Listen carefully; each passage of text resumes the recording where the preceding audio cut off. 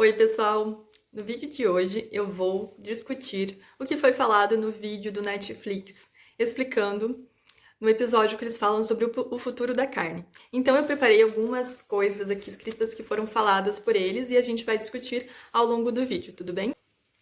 Então a primeira coisa que foi falada sobre a carne foi: a carne tem sabor, é uma forma fácil de possuir a vitamina B12 e o ferro, que é diferente do ferro dos vegetais, sendo melhor assimilado pelo organismo. E os animais foram domesticados há 10 mil anos e a carne fez nós sermos quem nós somos hoje. Então foi a primeira coisa que ele falou da carne, tudo bem. Aí a segunda coisa que ele começou a falar foi: os frangos crescem hoje 5 vezes mais do que os frangos de 1950, graças a antibióticos, vitaminas e reprodução seletiva. Aqui foi a primeira vez que ele falou dos antibióticos, preste bem atenção. E aqui, nesse ponto, ele esqueceu de falar sobre a alimentação. O frango ele cresce bem hoje, os animais têm melhor desenvolvimento, melhor acabamento hoje, porque desde 1950 em países desenvolvidos e a partir de 1970, 80 no Brasil, em países subdesenvolvidos, ocorreu a Revolução Verde, que revolucionou a forma de produzir alimentos. Produziu muito mais soja, muito mais milho, eu sempre falo sobre isso aqui, que são os alimentos proteico e energético principais nas dietas dos animais. Então ele esqueceu de um ponto muito importante, que é a nutrição. Então vamos para frente. Frangos com mais de 5 semanas não suportam o peso do próprio corpo. Então, esses animais eles foram selecionados para que eles ganhassem peso, para que eles ganhassem músculo, desenvolvessem, não para que eles vivessem para sempre, entendeu? Então, realmente não foi selecionado os animais para que eles tivessem boa condição óssea. O que é diferente nas linhagens de frango caipira e nas linhagens de galinha de postura. A galinha de postura ela é muito mais leve, então ela vive por muito, muito mais tempo do que o frango de granja. Daí ele fala assim: se o mundo inteiro consumisse tanta carne quanto os países desenvolvidos, não haveria espaço suficiente no mundo para produzir. Não é isso que a gente quer. O que a gente quer é que as pessoas consumam conscientemente, que o pessoal de países desenvolvidos não seja obeso, como está acontecendo muito hoje em dia, e que as pessoas de países subdesenvolvidos tenham acesso ao alimento, porque muitas pessoas de países subdesenvolvidos são desnutridas. Você pode ver aí foto na internet, as diferenças gritantes. Então isso aqui é um ponto muito importante que a gente precisa martelar em cima. Eu quero que as pessoas mais pobres se alimentem bem. Assim como as pessoas mais ricas, também eu quero que elas se alimentem com mais consciência, né? Vamos pra frente. Daí ele fala aqui sobre a Cecily Stille. Eu não sei se é assim que se pronuncia. E eu também não conhecia essa história. Ela produzia, em 1923, galinhas de postura. E ela fez uma encomenda para 50 animais e vieram 500. O que ela fez? Ela se desanimou? Não. Ela colocou esses animais em galpões e começou a produção de animais em galpões como é hoje. Vendeu toda a produção, começou a produzir carne de frango, no caso. E, enfim, isso aqui eu achei muito interessante, que foi uma mulher, mulheres do agro. Eu não conhecia essa história, sério. Vamos pra frente. Aí ele começou a falar sobre os hambúrgueres. Eles falaram aqui que os hambúrgueres foram inventados para aproveitar restos de matadouros, no ano de 1940. Gente, quando você fala de restos de matadouro, o que vocês pensam? Sangue, couro, pele, chifre, sei lá, um monte de restos de matadouro, né? E não é isso. O que foram começados a utilizar foram as aparas, as peças que não serviam para ser inteiras. Hoje em dia, com a gourmetização, muitas pessoas têm produzido, muitas indústrias têm produzido os hambúrgueres gourmet feitos com carne de qualidade e de primeira, né? Então, é isso, assim. E mesmo assim não era de restos de matador, senão você não conseguiria um sabor tão gostoso e não ficaria tão popular do jeito que ficou, não é mesmo? Mais pra frente. A única razão para os animais serem produzidos tão próximos uns dos outros é que eles são tratados com muitos antibióticos. De novo aqui ele falou sobre os antibióticos.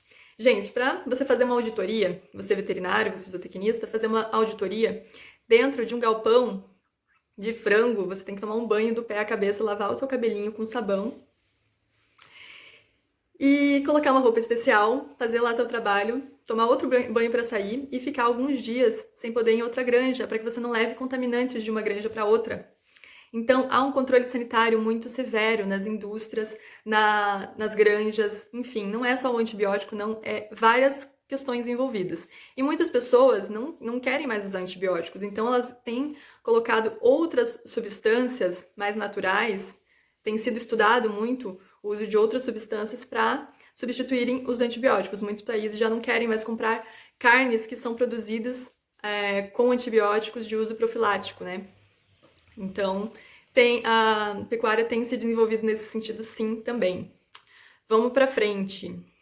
Às vezes, os vírus pulam de animais das fazendas para os humanos, como a doença da vaca louca, a gripe suína e a gripe aviária. Sobre a doença da vaca louca, a doença da vaca louca é uma doença priônica.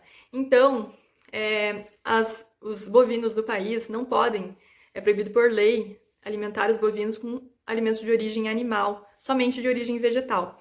Porque a vaca, o boi, o bovino, pode pegar essa doença e a pessoa que come a carne pode pegar essa doença, então é uma doença muito grave para as pessoas e também para os animais. Pensando nisso, é proibido no Brasil usar alimentos de origem animal para alimentar ruminantes. Vamos para frente.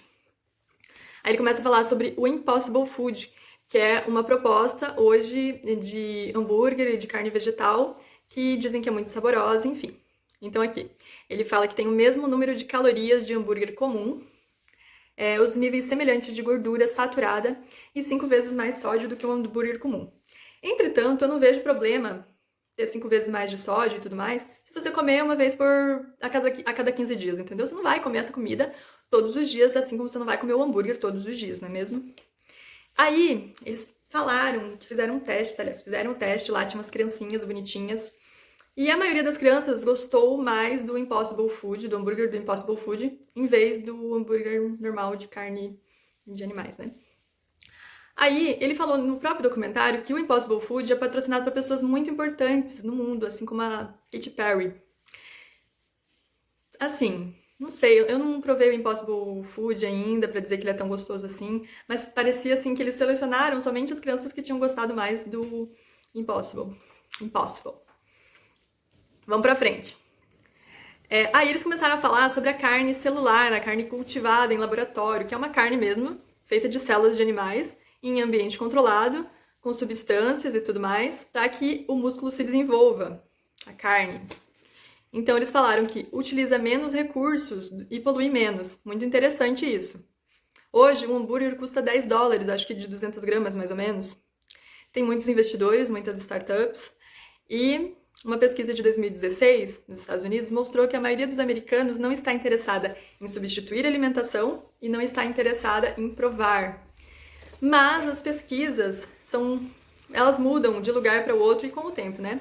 Ano passado, uma amiga minha fez uma pesquisa, eu até ajudei bastante a divulgar essa pesquisa, sobre esse tipo de carne celular aqui, né? Se as pessoas teriam interesse e tudo mais, e essa pesquisa dela foi publicada numa revista super bem conceituada, e as pessoas falaram que, se eu não me engano, a maioria falou que teria interesse de conhecer e tudo mais. Se eu achar a pesquisa, eu vou divulgar para vocês, tá? E foi aqui no Brasil, na cidade de Joinville, Santa Catarina, e Curitiba, Paraná. São 2 cidades grandes do sul do país. Então, eu acho que as pesquisas mudam de lugar para o outro e com o tempo, né? Vamos pro próximo. Hoje tem pessoas que consomem carne, mas não ligam o alimento ao animal morto. Elas dizem, vamos comer um bife, em vez de vamos comer um boi. Elas dizem, vamos comer um bacon, em vez de vamos comer um porco.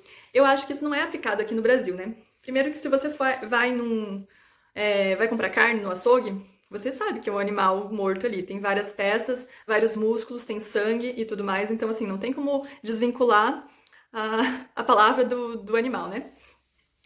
E aqui no Brasil a gente fala também, vamos comer uma língua lá em casa, vamos comer uma leitoa, eu vou assar uma leitoa e tudo mais. Então, assim, a gente sabe que é um animal, né? Eu acho que essa questão aqui, pelo menos aqui no Brasil, não é bem empregada, né?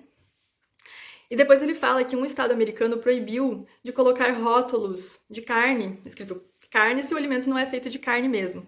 Bom, eu acho interessante isso, porque tinha carne vegetal aí, falando carne limpa, carne não sei o que, saudável.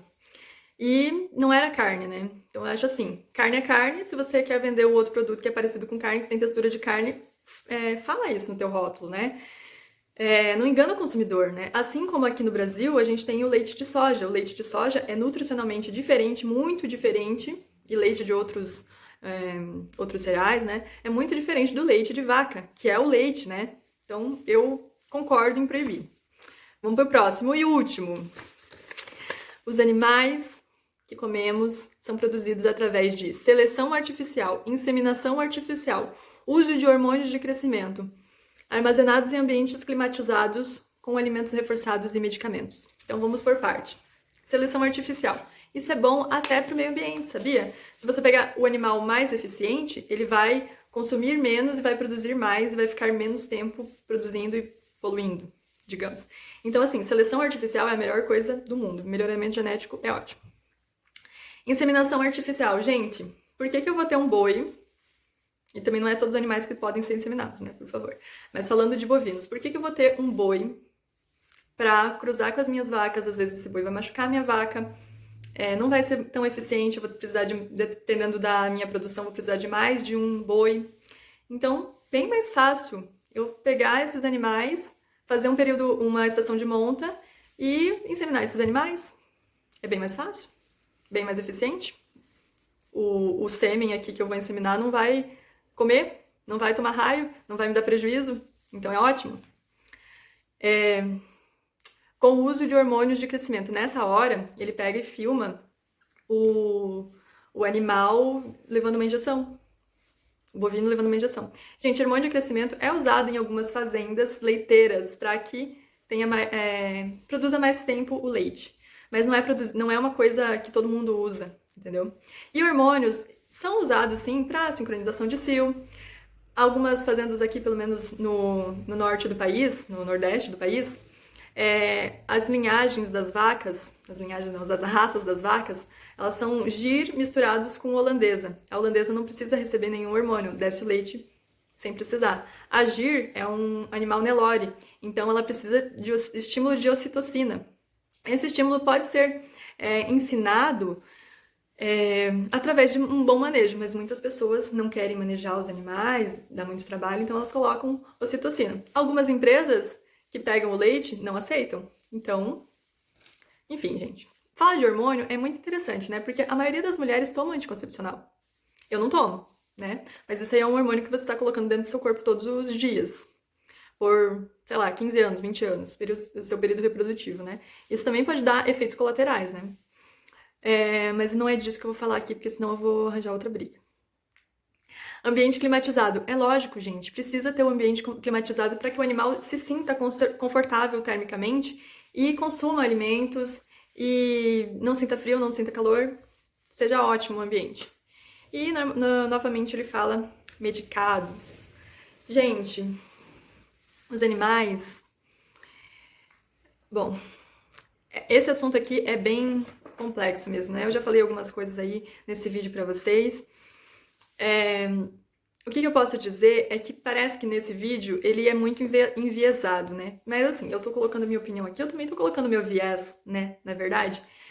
Assim, ele usou, ao meu ver, a técnica do ferir e curar. Ele falou muito mal falou bem da carne no começo, depois falou mal, então feriu bastante você. E depois ele te deu a alternativa do Impossible Food e da carne celular, né? Então, assim, essa é a minha opinião aí que eu deixei pra vocês, algumas coisas que eu sei pela minha profissão e outras coisas que a gente vai vendo. E é bom a gente ter um pensamento crítico, é bom a gente ver coisas que a gente não gosta pra gente saber o que falar, pra gente saber o que as pessoas estão pensando, não é mesmo? Esse foi o vídeo dessa semana, obrigada por assistir, curta, compartilhe com seus amigos, comente aí comigo, vamos conversar sobre esse assunto, tá bom? Um abraço, tudo de bom, até o próximo!